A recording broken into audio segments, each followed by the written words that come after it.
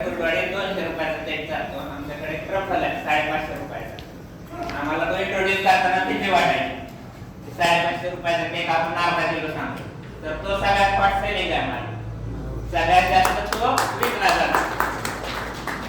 म्हणजे गर्दी आहे, पुरवलं पाहिजे.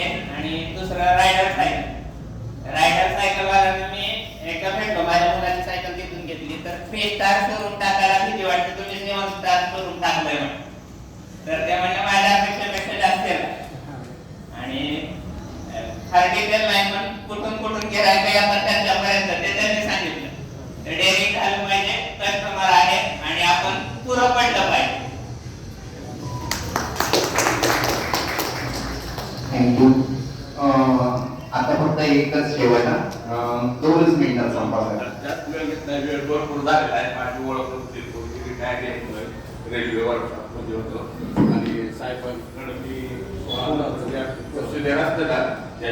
त्यांच्याकडे जात होतो. आणि डॉक्टर मी मला ओळखत नसतात, आपण बॅडमिंटन मध्ये नाही सहकारी होते.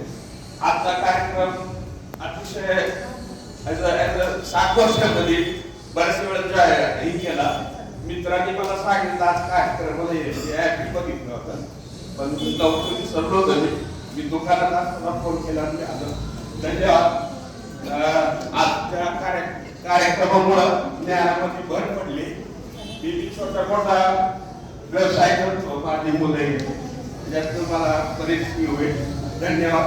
बोलले थँक्यू.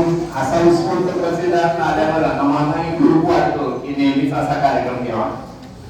या कार्यक्रमामध्ये एक फक्त शेवटचं मागं जे आपले निपाणचे 2 जण बसलेले आहेत त्यांनी पुढे यावं प्लीज. त्यांचा मगाशी ते कामात असल्यामुळे त्यांना सत्कार करणं राहून गेलंय, तर त्या दोघांनी प्लीज पुढे यावं. पुन्हा या लवकर फास्ट.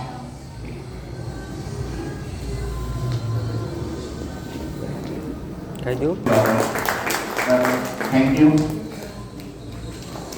जाहीर करतो वरच्या बाजूला त्यांचं खाणं होईपर्यंत आपल्या थोड्याफार काही गप्पा होतील आणि त्यानंतर मग परत थोडंसं जावं, म्हणजे वरच्या जागेत गर्दी आणि गोंधळ उडणार नाही, कारण संख्या खूप जास्त आहे.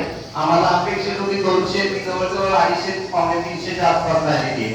त्यामुळे थोडंसं जरा सहकार्य करा. तोपर्यंत काही शंका असतील तर तुम्ही शंकांबद्दल, बिझनेस बद्दल तुम्हाला काही अजून आयडिया सुचत असतील